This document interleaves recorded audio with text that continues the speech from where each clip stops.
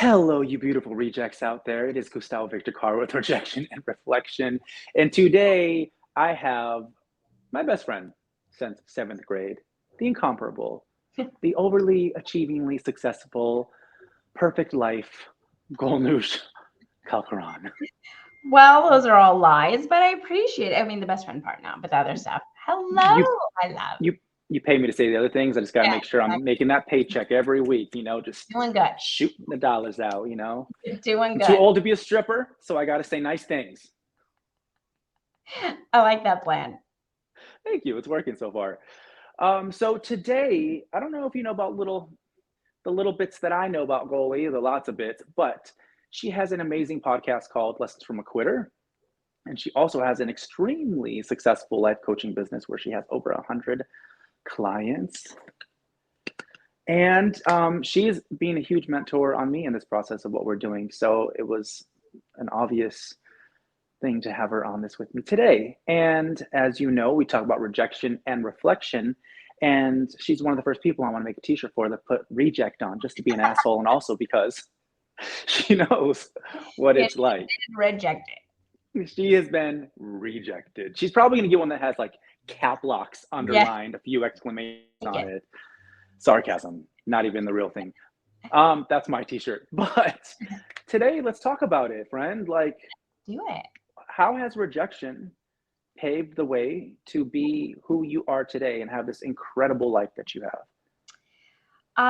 Well, that is a big question. I think it's everything. I mean, obviously, like I have a podcast called Lessons from a Quitter. And so I think I love taking these words and really like analyzing why we think the way we do about them and why they have these negative connotations. And on my platform, we do it a lot on about quitting and why that's supposedly a bad thing. And I love that you're doing it with the word rejection, and really owning it, because it's fascinating to think about. Like when you think about it intellectually, that like you're never going to hear a story where someone's like, you know what, everything I tried worked out. There was never an obstacle. I never got rejected. Nobody said no to me. It was always yeses. It's like, it sounds obviously laughable, and it would be such a boring life. Like you'd never Would watch a, it though?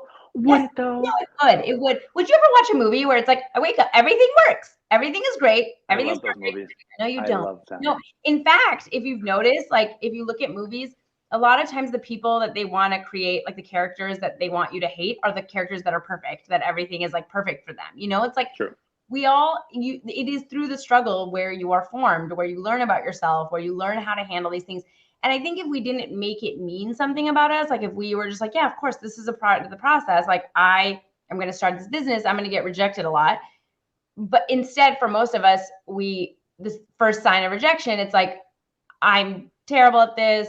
I'm not meant for this. We make all these stories. I'm not good enough. And then we like end up quitting, or we end up not doing it, instead of realizing like it's just such a normal part of the process. So to go back to what you were saying, it's like it has forged everything, right? If I think that you look at it in small and big ways, I look at it in my business, like every rejection kind of helped me figure out, oh, that didn't work. This isn't speaking to Fine me. tuning. What is, yeah. It's only through, if things work out, you don't really learn much. You're like, okay, that worked out. It's great. Facts.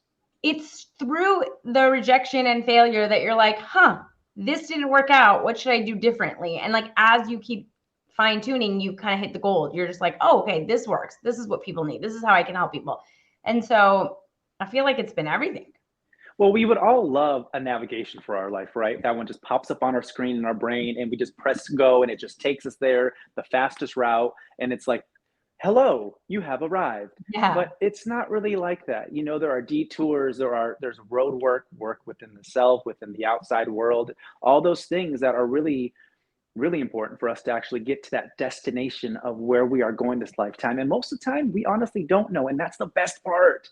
And the only way you cannot know and find out and like truly, I believe, enjoy the ride is by facing rejection, taking that on and letting that lead you the way, because it brings you the clarity of which resides in true authenticity with you, in which your life will unfold. And that's exactly what your Lessons from a Quitter is too. It's the same exact thing, right? I mean, you did Lessons from a Quitter because you related to it as you being a lawyer and doing it because you felt like you had to. because it was just a part of the family's plan, the Mhm. world's plan. Mhm. And you said, I'm actually going to quit and do what I want to do. And you've inspired so many people to do the same thing. And with me, I learned from you and I was like, what can I talk about besides just yapping my mouth? Oh, well, I am the ambassador for Reject itself. So why not talk about rejection? And it's what Yeah. I reflect on every day just to make sure that I am paving the path towards my aspirations, my goals, and my dreams. I know for me, I like to start like at the very beginning, like family rejection, right? Like, and what we have to realize is rejection isn't always intentional. Like the universe isn't intentionally rejecting you. The universe is probably actually doing it to support you. Right. You just take it personal. Yeah. Family might reject you for who you are. It's not intentional. It can feel personal. Sometimes it is intentional, but Yeah. sometimes it's their way of learning and understanding things too. But you're still going to receive that rejection of them not understanding you and accepting you for all that you are in that very specific moment of, say, for instance, me coming out. It was not accepted, Right. right? Right. So that was a long process. And through that, I had to forge my own way, my own understanding of how that would suit me and strengthen me. And that's the thing again, like when you're saying you're forged through that, like while these are very painful, they are often very painful situations. It is through that, it is through trials and tribulations and rejections where you learn like to have your own back, to, create your own self-concept and not rely on other people's validation, right?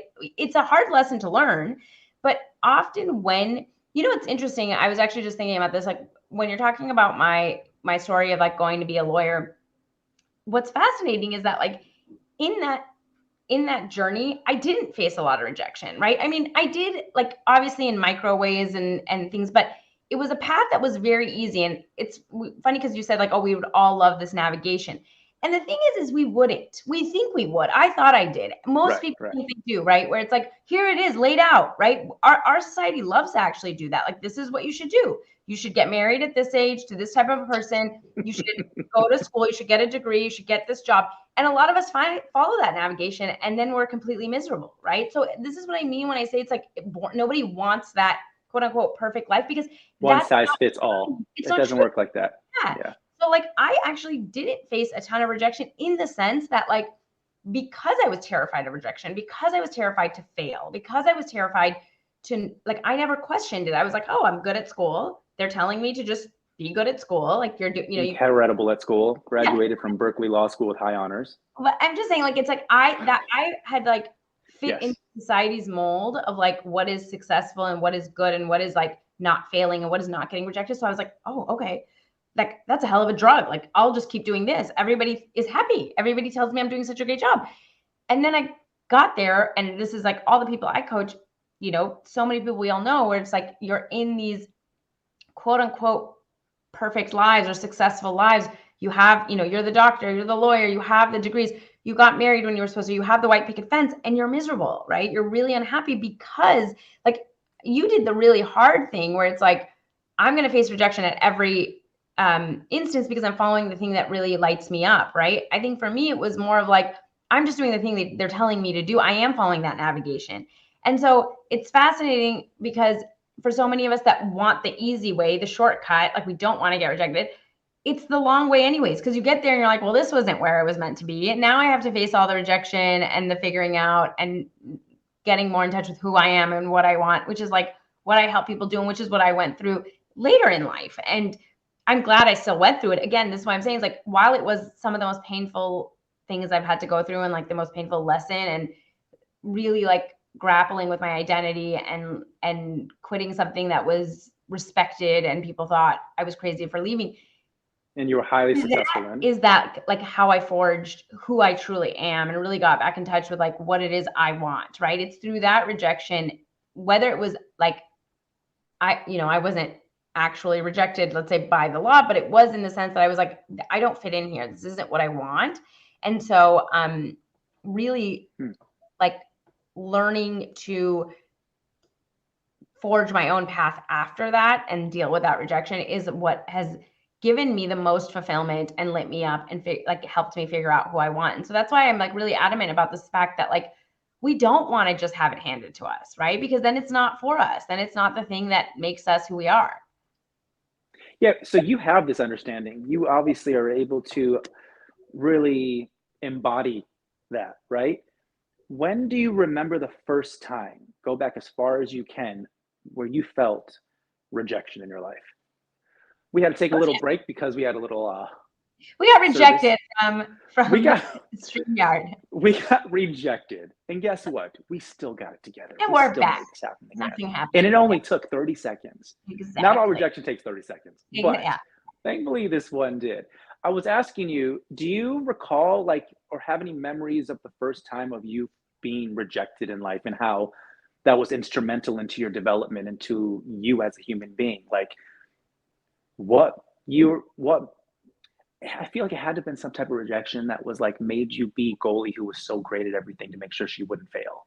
Yeah, I mean, and I'm sure it's like I'm trying to think of like what was like the instance. I know there was like I like distinctly remember like not doing well in, you know, I mean like elementary school on like an assignment, and just the feeling of like, oh my God, you know, and I think it was, you know, having like parents be upset about something, and it really like just sent the message that like you have to be perfect and you have to try to be like the only do the things that you are good at and the things that you are perfect at. And obviously no one's telling you this message like outright, but in all of the subtle hints of like when you mess up or when you fail, you get very strong messages of like this isn't acceptable. And you know, I come from an Iranian American background, and I think in our culture, like a lot of I think immigrant families, like our families wanted us to succeed and do well in this country. And so I think there was a lot of pressure to always like be the best at whatever it is that you do. And so I got that message very early on that it's like, it's even, you know, it was more to the point of like if you're not going to be the best, then it's not worth doing. So just find the thing you're going to be the best at and just do that. And I really took that and ran with it. I mean, I think a lot of people got that message, but I was like, oh, okay, challenge accepted. I will be perfect at whatever it is I do. Leo. I don't know what you mean, but so that I definitely had. I recall like there are like times that stood out like really early on where like I just did bad on one assignment. Not like it wasn't a, you know, something huge that like shifted. It was just like, oh my God, I can never have this happen again. And so I would double down and like study more and make sure everything was going to be perfect. And that sort of started this like hypervigilance that I had. And when I say it's like I was fortunate enough that you know, for some people, it's like maybe you don't work well in the way that the schooling system is. You can't test well. So, like, maybe that wasn't even an option to be perfect in school, right? For me, fortunate or unfortunate for me, like, I was good at taking tests. I was good at school. I did like school. And so, when I saw, like, oh, I can excel in this, like, this is something I can be good at, I ran with it. It's so interesting because you brought up a rejection that didn't only affect you, but it was innately passed on through you, through your parents, right? Because they were immigrants that came here, and I'm sure they had faced a lot of rejection. So that was innately handed down to you through DNA, through perspective, through upbringing, all those things. So it's such an interesting thing that their rejection and what we don't realize, unless you realize, is that we do take our parents' things with us a lot, Totally. Oh, and their 100%. rejections, and it does really pave who we are, the way we attack the world, the way that we recoil from the world. Like it's really relevant in our life, and I love that you brought that up. That the rejection in life isn't just about how we take it or what's given directly to us. It's about our surroundings as well. 100%. I mean, that's how you're conditioned, right? It's like when you look at like little kids, they don't care if they're doing things perfectly, right? They don't care if they're just exploring, they're curious, they're not trying to do things to show off or to become the best, you know, they're trying to do it because they're like, but through school, through our parents, through society, through the people. And again, like you said, it's like well-meaning. It's not like I don't have any ill will. It's not like my parents were trying to harm. They wanted me to succeed in this world that is often a very harsh world to live in. And they had gone through really extreme things, and they knew that like if you can be good in school and you can get a good job and you can do the stuff, you can be safe. So like of course they want that for their children. So it's not as like, you know, it's not as though it, like you were saying, like it's even an intentional rejection or it's an intentional kind of like trying to mess you up. It was like out of love. And yet you start getting that message really early on that like you cannot fail. You cannot be rejected. If you are rejected, if this doesn't work, it's the worst thing that's ever going to happen to you. And so you're so terrified of doing anything wrong or getting rejected that you kind of limit your world. You limit what you go after. You limit what you think is possible because you're like, hey, I'm so scared that if I try this and it doesn't work, that's the end all be all, which it is. It's just a bump in the road. You figure out something else. But for so many of us, it's funny that you talk about this word rejection, because what I coach on with so many people is like they won't even put themselves in a position to be rejected. And so it's like, yeah, you can hide for the rest of your life in your room and never try to have relationships and never try to go out for anything and never build the dream that you have. And you can protect yourself from rejection. But at what cost? You're also, stopping yourself from so much joy and fulfillment and figuring out who you are and experiencing the world and experimenting and just curiosities, all these things in the hopes of just guarding, because we're all taught to be so terrified of something that's really not that big of a deal. 100%. I mean, that's what we do here. We encourage you to go out there and get rejected. Because if you are terrified and you're in your little room scared of everything can happen, you're not living your full potential. You're not really living like there is a universe around you that is supporting you and wants you to have great things and do great things. And it's saying, just go out there and feel a little more deeply. I promise I got you. I promise there are people out there like Goli, like myself. So many people out there, if you can't handle it yourself, you can reach out and we can guide you through that process. And I promise you, when you are led to that space of who you are, things are really wonderful. Like things get better and your life changes and it shifts instantaneously. I mean, look, I didn't sign up for rejection intentionally when I was a kid. I've been working since I was 9 years old in Hollywood. I've said that a million times, but I didn't realize until I was older how much a rejection affected me. And like you, Goli, I was innately great at what I did. I didn't take dance class. I didn't study. I wasn't in these competition troops like all these people. I watched Janet Jackson, Paula Abdul, Michael Jackson, and I learned how to dance. Yeah. And I booked my first audition. And so rejection didn't happen right away. And I started when I was 9 until, through my mid-20s, I was really successful as a dancer. I experienced rejection, but I was so successful and I had I like to call it a champion's heart of knowing that I was going to get better, and rejection only fueled me to be better. I saw that if I didn't get that job, it was either because I just wasn't right for it or I could grow and learn from it in my craft and internally. So that's been my motto throughout my whole life. But when I look back now in my 40s, I'm like, that rejection really did fuck you up. Because it was maybe a little too much for me to handle without the tools available. Totally. And I didn't have people in that time, because we were young, that had an awareness of how to cope with those things. Yeah. I had amazing friends, thank God, like you. Like, thank God we have each other. Mm-hmm. And I have that support system in my life, and my mom doing her best to support me and keep going. But I wasn't able to have these type of conversations. I had to find those on my own. Yeah. And then through our natural growth progress with each other, we started having those, and that's how we ended up exactly where we are. But I remember being made fun of for dancing when I was really little until they saw how great it was. And then everyone was at the talent show and I was like the final act. I wasn't, but I didn't come here as an immigrant. I came from Wisconsin, right? You came from me wrong. So people probably were like, what to me, I don't know. I was too young to notice the difference between California and Wisconsin. I was 4 years old. But for you, I did feel a lot of rejection growing up in Irvine, because I was probably one of the only colored people and people treated me different. That is for sure. My mother is white, and that was more common back then. And they didn't really see a space for a little brown kid. Did you feel the same type of way coming from such a different environment that it might have impacted you unconsciously? Yeah, I'm certain it did unconsciously. I mean, I think that when I look back now, I didn't realize it then.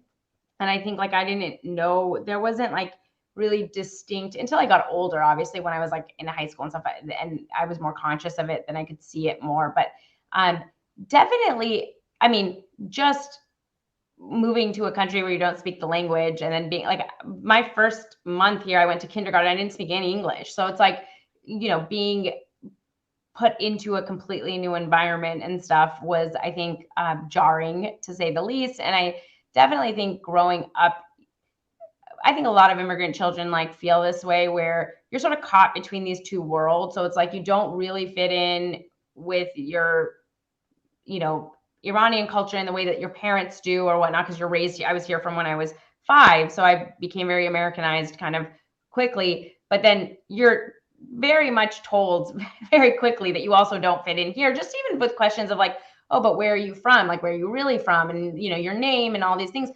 So you're sort of straddling these worlds of like, well, I'm not really Iranian and I'm not American. So like, what the hell am I? And I think that and I think for a lot of us, I was lucky in that I lived in a city where there were other Iranian Americans, because I think a lot of what I felt rejected by was like I wasn't allowed to do a lot of the things that American children, like my parents, just wouldn't allow it because they came from a different culture and we just did things differently. And so you feel very rejected because you couldn't partake, and then so then you'd stop getting invited or you wouldn't go or whatnot. And so I I can see how that's very like can make you very sort of what's the word I'm looking for? Not limited, but like uh, alone. But because I had other Iranian American kids in our city, and you know, like a lot of my close friends, like all of their parents were also like my parents, and they were only allowed to do the same things too. So we did the same things together, and so I had my little group.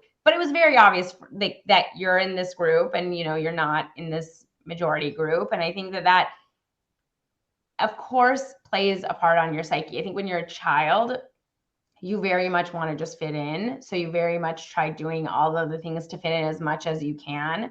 Um, and like you, I think that all kids do this. It's like a survival mechanism. It's like you just play to your strengths, right? Like for you, it's like once you realize you were good at dance and then everyone's like coming to watch you dance, like that's where you get a lot of validation from. And we lean into that. And it's the same thing for me. It's like I realized that teachers and other kids' parents, like other kids' parents wanted them kind of hanging out with me because they realized like I was the, you know, first top of the class or whatever. And it's like, My oh, mom. yeah, this kid is smart. Let him hang out with her. So you lean into that and you're just like, I mean, it didn't make me popular with other kids, but it is what I But leaned that's into. life. And I think that's the thing is like when you're a kid, you feel rejection from everyone. And then you're like, innately, I think it's inside of us to just be like, but love me, love me, love me. Even if you don't, if you can't, let me help you understand. Or Yeah. if you're just crazy, that's at least how I am. And then you get older and you're like, oh my God, you don't get it. Well, I'm going to help you get it. Come on, Yeah. love me a little more. Yeah. And ultimately, not everyone needs to love you. Totally. You know, it's That's really important for you to love yourself. And then when you do that, notice people who love you and then let them love you because the other ones, they just can't. It's impossible. totally. And but that's what I was saying like earlier too. I think that sometimes it's while it's a hard way to learn it, like sometimes it's through that rejection or not fitting in or not, you know, getting things like not being society's standard of success, whatever that may mean, that forces you to grapple with like, can I love myself? Because I'm not going to get it externally anymore. I'm not going to get it from this group. I'm not getting right. And this is where, again, like you said, it's hard because sometimes you don't have the people that are teaching you these tools or you don't have these conversations, but really learning like, I don't need to derive my validation from you. Like I can give it to myself. And that doesn't actually happen when you're in like kind of an echo chamber where everybody is loving you. You sort of like for so many of us, and I think for me, I was a people pleaser. I still am, you know, I'm a recovering people pleaser, but I feel like it wasn't until I like up until I was a lawyer, I just did what I was supposed to do. So it was easy for me to get the validation from other people where it's like, oh, yay, congrats, you're so successful. Or you did this. Oh, wow, that's so wonderful. And I could feel good about myself. And then it was like when I left and everybody's like, are you insane? How are you going to walk away from this? Like you spent this much time, you spent, you know, where I started realizing like, oh, I have to be able to give myself that and be like, yeah, you may not get me, but this is what I want to do. And like that's okay. And I get to decide for my life. That was the first time I had to actually ever grapple with that. And that's what I mean is like, while that was the hardest thing that I've done, what that forged in me, the skills that I learned to love myself and validate myself and not seek permission and do what I want. Like I am so much happier now on the other side having gone through that. But unfortunately, it's like you just can't get it without going through it, right? Like if everything is just and everybody loves what you're doing and you're always doing the right thing, you're likely not doing the stuff that you want to be doing. Yeah, I have no idea what you're talking about, but Yeah. that sounds familiar. Yeah, that is such a great point. You really have to you really have to self-identify Yeah. outside of all the influences around you, and And that the can be only really difficult. to do that, the thing is that you usually don't need to self-identify when everything is going well. Like, you get forced to Correct, self-identify. correct. It's like this kind of, Yes. survival of the fittest, like, you're just like, "I'm in survival mode. I'm not gonna get the validation from other people." So, like, when I'm going through this hard time is when I learn, like, can I self-identify? Can I self-actualize? Can I self-validate? Yeah, 1,000,000%. It's the only way to actually figure it out. You really try to take on everybody else's point of views, and you forget about your own because you're too scared of actually having one because people might reject you for being that way. Mhm. So, that yeah. What about, what about, like, your job? Like, when you were a lawyer, I know you were so good innately, you were just that was your gift to school. You were smart. You just got great grades. You were a sponge when it came to all those things. Was there anything when you were in law, any moment that you recognized or remember being rejected from that kind of pushed you to even to get to where you were? And in that moment, did you think was it a moment of like I see an opportunity to pivot, or no, I got to push through it because this is what I have to do, you know, Well, or both? what's interesting is, like, it was before actually law school, I got, quote, unquote, "rejected" from law school. So, like, the first time I came to take the LSAT, something happened with the test. I don't even know what ended up happening, and I scored, like, I'd been practicing, and I was getting really high scores, and then on one of the sections, I ended up not scoring well, and so my, score was a lot lower, so I wasn't gonna get into the schools that I wanted to get into, and I knew there was, like, some kind of mess up on the Scantron, or I did something wrong. I can't remember what happened, but what's funny is, so I got basically, like, all of my plans got derailed. Like, I was going to apply to law school, go that year. I knew which law schools I was going to get into. I knew my grades, like, everything was set. And it was like this big, I remember how devastated I was. And it's fascinating now because I'm like, I swear the universe was just trying to help me not go to law school because it was like, this is not where you should be. And I was like, no, I am going. Yeah, So I took a yeah. year off and I took the test again. And then I ended up getting the scores I wanted and I went to the school I wanted to go to. But so You it's could have took that year off to start a whole new situation. I know. I know. But the thing is that, like, it's funny because I'm like, if I had, like, really even tuned into that, like, I could have at that time, like, I knew there was something not right, that I wasn't happy, that maybe I didn't want to do this, but I was too scared to ever look at that. So I feel like Mhm. even though I got the rejection, I was like, nope, not going to accept this. We're going to do this again. Right. And so, and I did, and I figured it out. And I mean, I think even it was obvious, it was actually really great because I enjoyed a year off, which I really desperately needed. And I wish I'd taken more time off in that time, in that age range. But anyways, like, it worked out. But I think about it and I'm like, it's interesting how, like, sometimes you don't want to take, like, the lessons or the gifts and you're just plowing through. And that was what I needed to do at the time. And I did plow through and I ended up going to the school I wanted and I became a lawyer. I think, like, in my job as a lawyer, I didn't get rejected. Well, okay, I will say this. I didn't get rejected from jobs. Like, I got the jobs. I never got, like, fired or anything like that. But the job that I was doing, I was after my first couple of years, I became a federal public defender. And the thing is that, like, in criminal defense work, especially like public defense work, you're losing 95% of the time, 98% of the time, right? So you're getting rejected every single day. It's I like know those numbers very well. yeah, Yeah. yeah, I book a job 1% of the time. Yes. exactly, Yeah. exactly. As an actor. Dancer was different, but yes, as an actor, it's a different world. So Yeah. yes, I understand that. So it's like it's such a small percentage. And I think about that now, actually, it has helped me. Like, you say that same thing with business, right? If you're new to entrepreneurship and you don't know, you think like, oh, I should put this offer out or I should put my thing out and everyone's gonna buy, right? The reality is like what you convert, like your conversion rate, which like it's the amount that you sell, is usually between like 1 to 3%. So that means like if you're putting out 100 offers, if 3 people buy, that's a great conversion rate. But like we don't think that that's what should happen. We think something's gone wrong, right? I thought the same thing. Even though I knew going into like going into acting like you're going to get rejected most of the time, but when it's happening, you're like, what? This is something's gone wrong, right? I'm not good, or whatever people like to make it believe.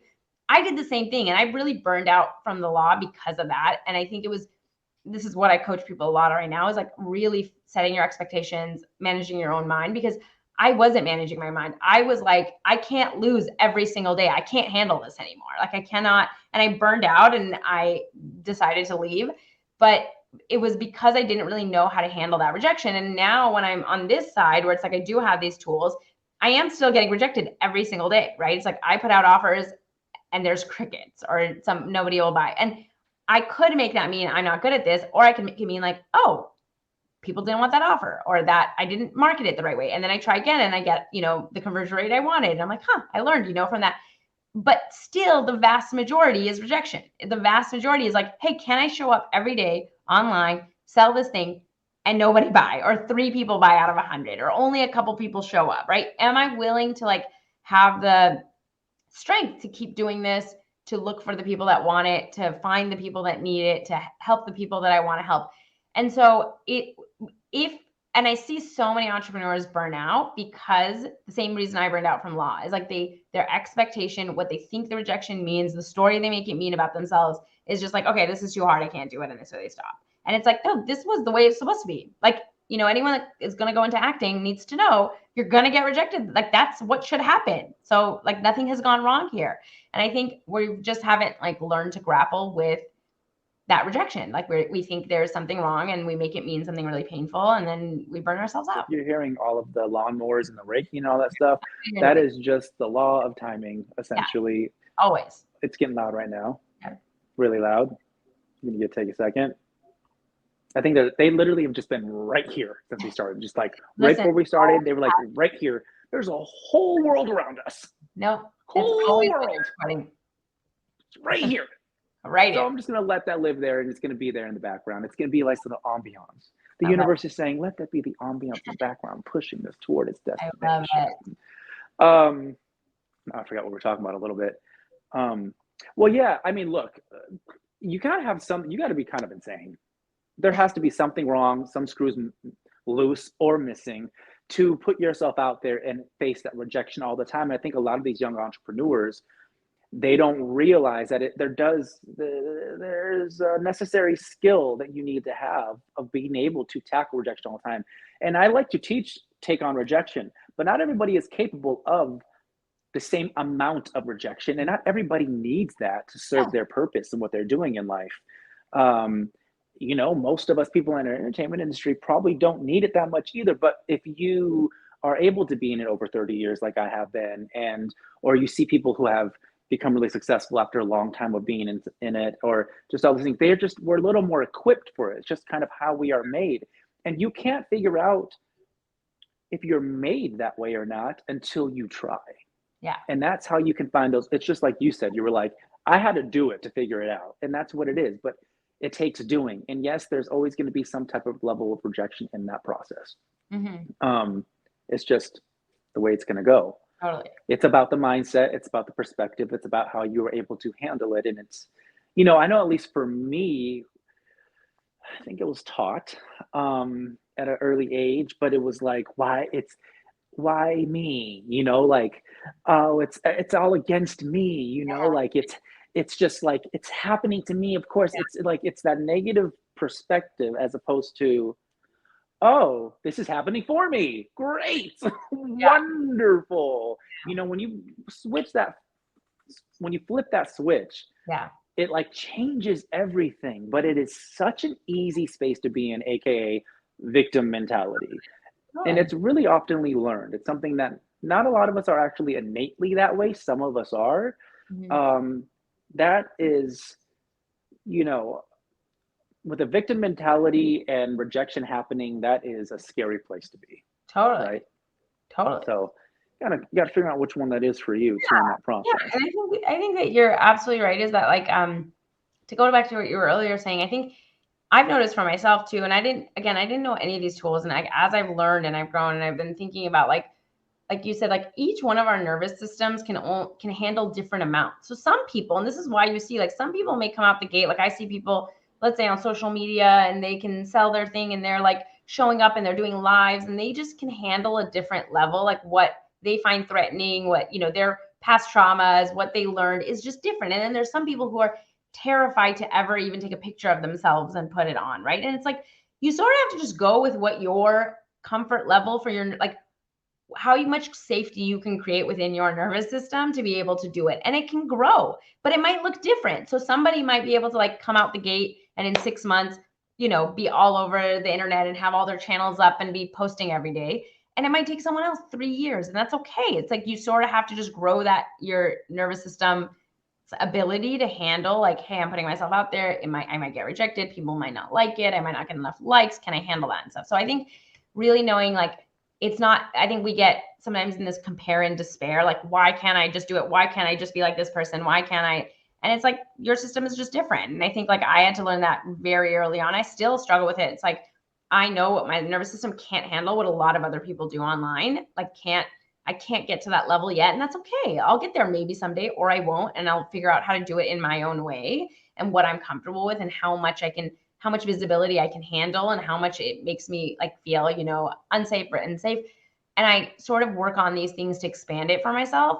But the biggest key for me has been like really learning how to like put blinders on and like run my own race. And it's like, it doesn't have to look like other people's. It doesn't have to be, I don't have to get rejected every single day. I can take a break and be like, I can't handle this anymore. Like I need some time to like, we're even, let's say in the entertainment industry, like deciding like, I don't want to go out for like a couple of months for auditions. Like I can't handle the going out and not getting and not hearing. And that's okay. Like, it's okay for me to It's give my, not though.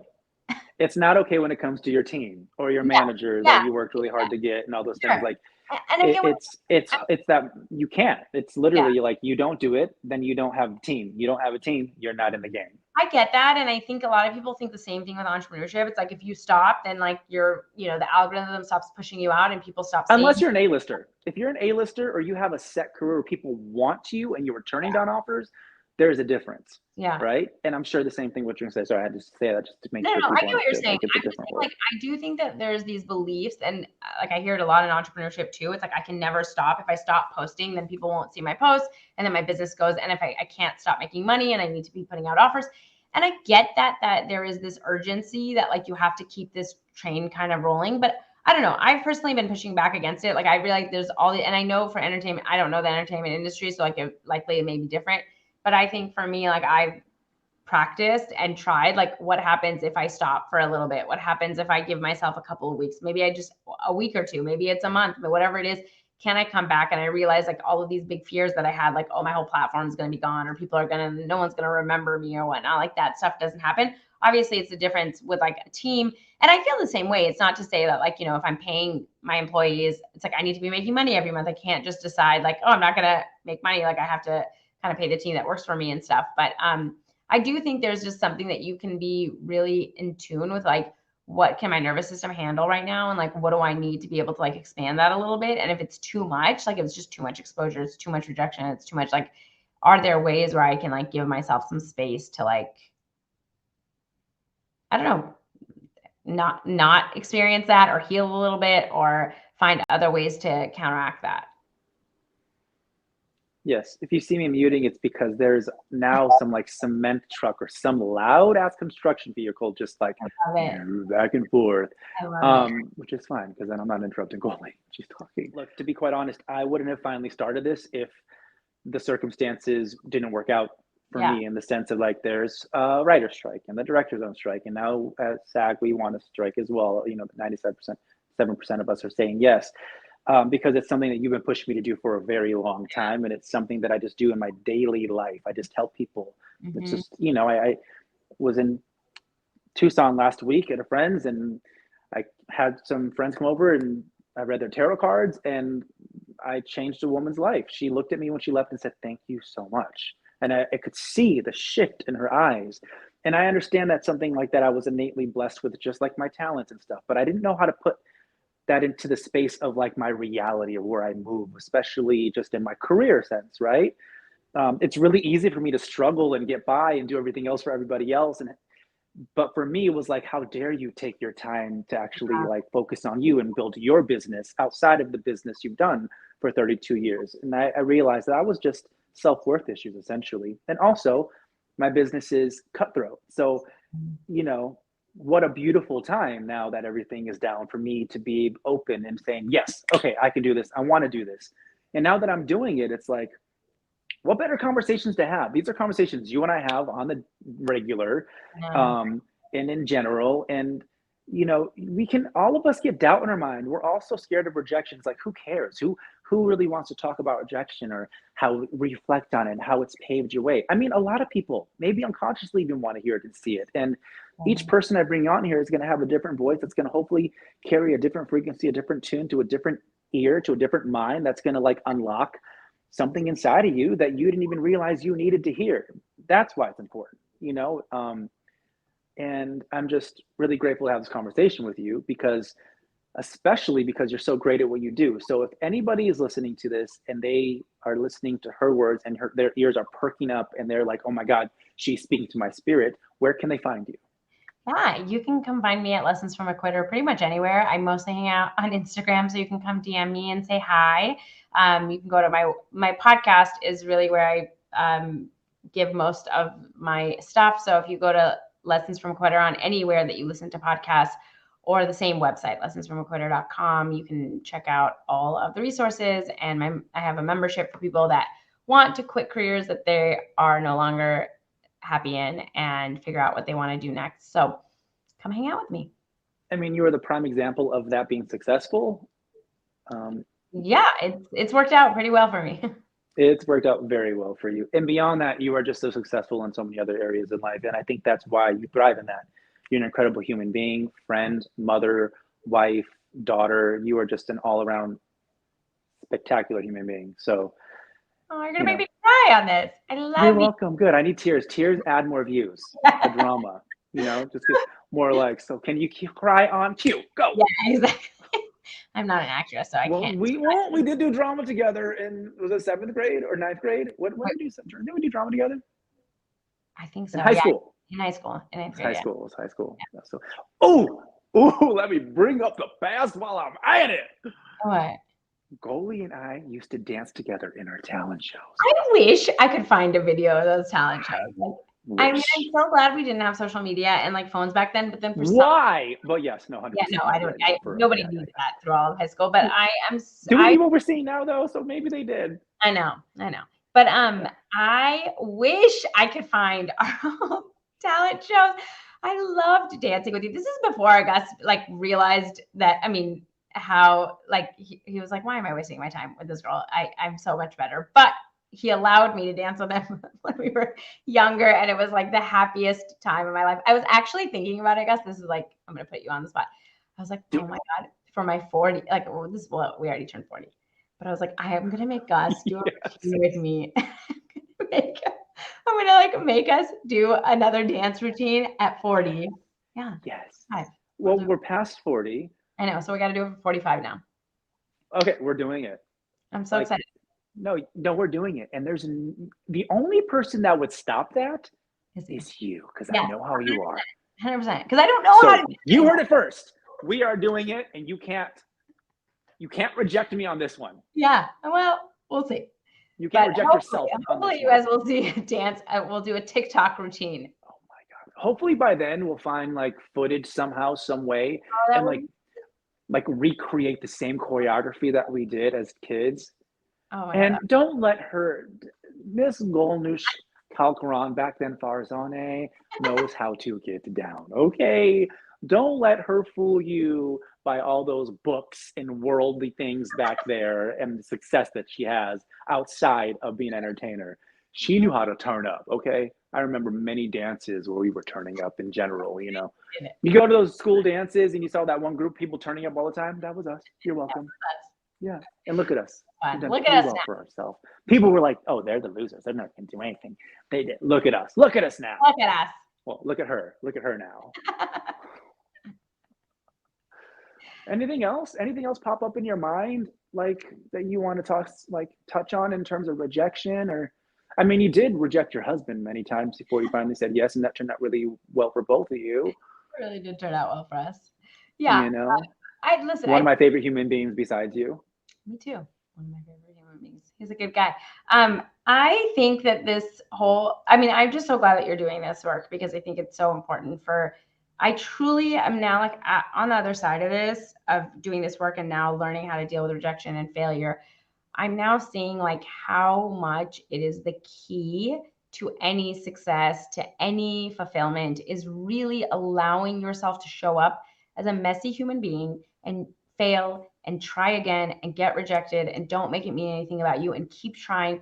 And it's like, when I think about, like, we were talking about earlier, just like you could hide in a room, but like you have this one life. And so simply learning to just reframe and rethink about this differently can open you up to a world of just trying things, of experiencing things, of putting yourself out there, of, really like seeing what your life, how full your life could be. And so I think it's some of the most important work. I think for so many of us, we spend so much of our lives afraid. And it's really having these conversations and just rethinking it. Like, why am I so scared of hearing a no? Like, what does that mean about me? What do I make it mean? Because like I could just hear a no and move on. And so why am I not doing that? Why am I limiting myself so much because of one little word that doesn't mean anything? And so I'm grateful to you for doing this work, because I think that it is so important and so many people need it. And so many people are suffering and want to be doing all these things. There's so much beauty and art that is waiting to be put out in the world, and people are not doing it because they're so scared. And it's like, if you can just help one person kind of realize that there's nothing to be scared about and that we need that beauty, it just makes the world a better place. Mission accomplished. Literally, one person. That's the goal, and whatever else comes from there is just a bonus. But why color with one crayon? I mean, I get it. It's safe. You're used to that. It's the color that you like. But just to be a little more adventurous. I mean, my favorite kids are the ones that color outside the lines, and they like, it's like, but that's one color. Like, no, it's not. That good. Great. Yes. Be creative. Create your own spectrum and use as many colors as you can in this lifetime, because life is colorful. It can be gray, it can be black, and it can be really sad, or it can be colorful. Totally. It's really up to us. So thanks for listening. I hope that you have the courage to go out there and get rejected today or tomorrow, however many times you need to change your life and get it colorful. And thank you so much for joining me. I love you so much, friend. I love you. That was a great talk. So much for having me. Anytime. And thank you for sitting through, if I leave this on or not, all the intermissions of construction stuff. Because you know what? It didn't stop us from moving. You got rejected and you keep plowing on. Who are you telling? Somehow, some way, don't know how. Some people are just made this way. All right. I love you. Thank you so much. Thank you all for listening. Thank you for watching. Don't forget to subscribe, comment, like, and share. But most importantly, go out there today and get rejected, you beautiful rejects. I am Gustavo Victor Carr, and this is Rejection and Reflection. Until next time.